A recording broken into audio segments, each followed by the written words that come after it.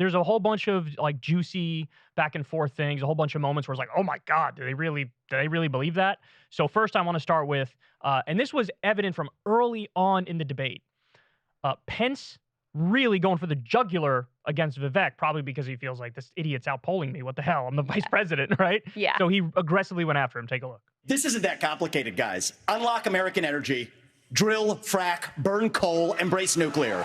Put people back to work by no longer paying them more to stay at home.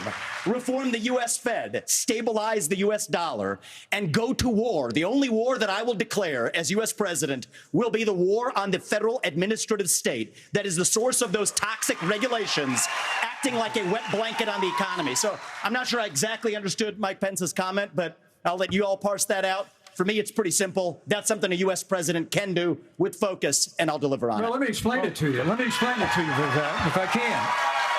I'll go slower this time. I sometimes struggle with the reading Look, comprehension. I was a House conservative leader before it was cool. I actually pushed a Deficit Reduction Act. That was the last time we actually reduced the national debt in the United States when I was the leader of House conservatives. I balanced budgets and cut taxes when I was governor. I mean, look, Joe Biden has weakened this country at home and abroad. Now is not the time for on-the-job training. We don't need to bring in a rookie. We don't need to bring in people without experience. We need to bring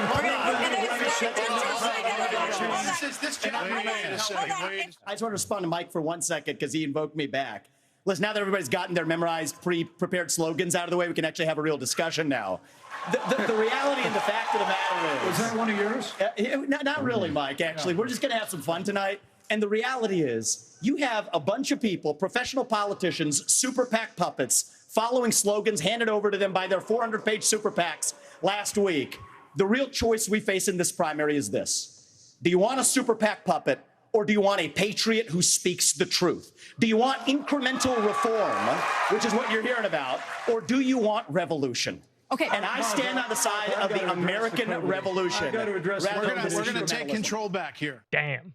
So a couple things there. Pence was the aggressor against Vivek. It was very clear internally. Him and his staffers were like, this guy's outpolling you. He's a nobody. This is embarrassing.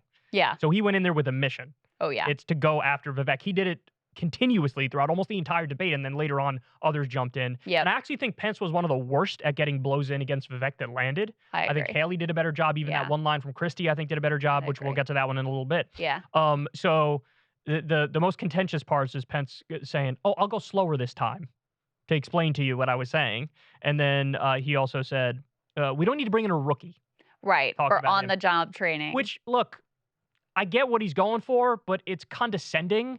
And I think the general mood in the country is like, we prefer outsiders to insiders because insiders got us in this mess in the first place. So I don't think the whole like, well, I have experience thing. I don't think that's compelling in the same. I mean, I said the same thing back when it was Hillary versus Trump.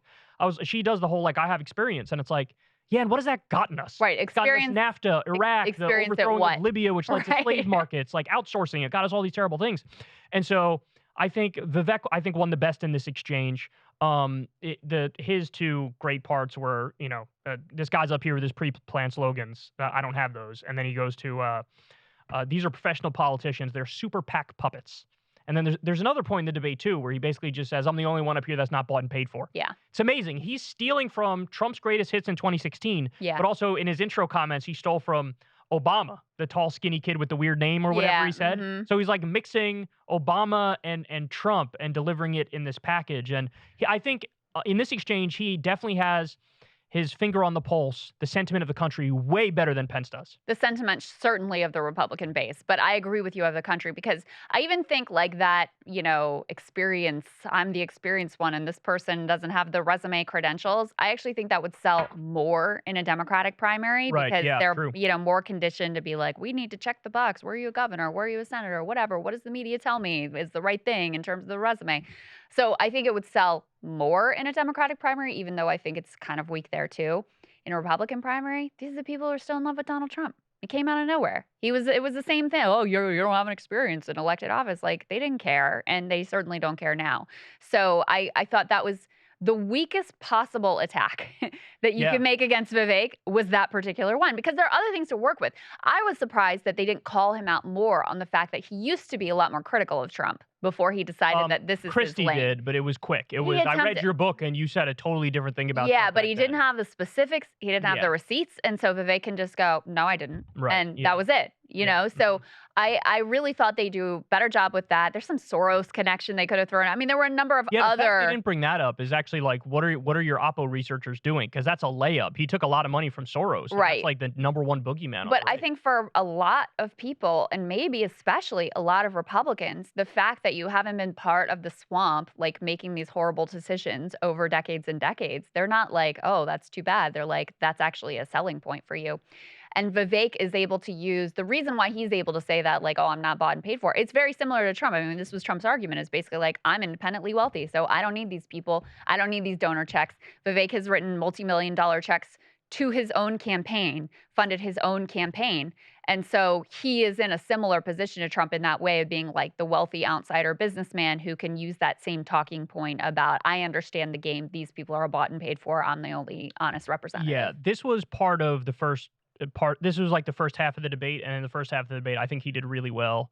Again, in the second half, we have disagreements. I think he sort of fell off a little bit. But by the way, Pence's response here was basically like, oh, we just need a government as good as the American people. The problem is the government, not the people. And you know, Vivek fired back basically saying like, actually, it's sort of a hellscape out there and people are struggling and you don't even realize that. Yeah, we don't need your, like, you know, shining city on the hill speech, which is kind of ironic, too, because later on, Vivek goes on to suck off Ronald Reagan, which is like he's the shining city on the hill guy. So, like, what are you? Are you the Reagan one or are you the Trump one? Those are very different visions. One vision is like, America's perfect as it is. And the other vision is like, this country's a mess. It's falling apart. The airports are shit. Everything's shit. It's terrible. Yeah, and Vivek mostly picked up the American carnage vibe.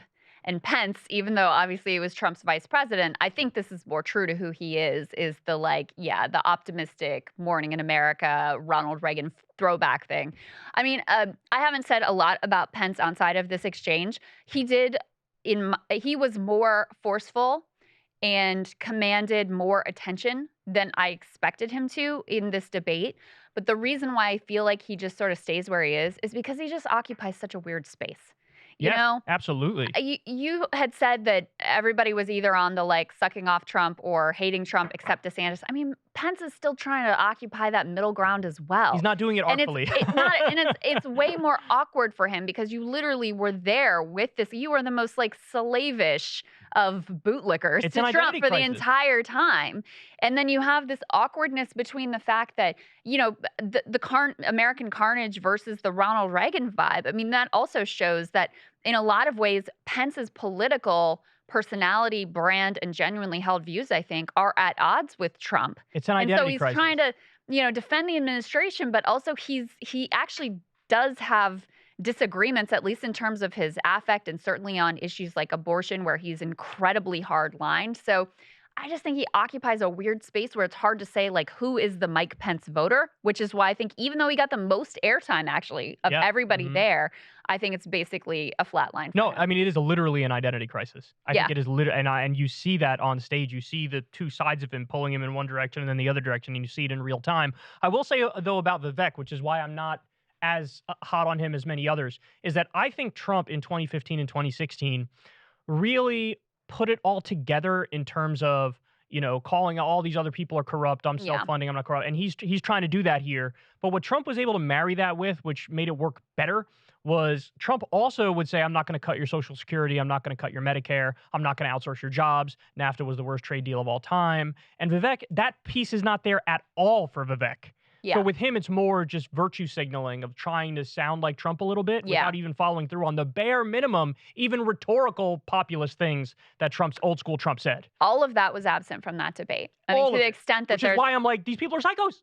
Yeah, I mean, there were genuine disagreements over, in particular, abortion, Ukraine, and Trump. Correct. Right? That's where there were genuine disagreements amongst the field on the stage.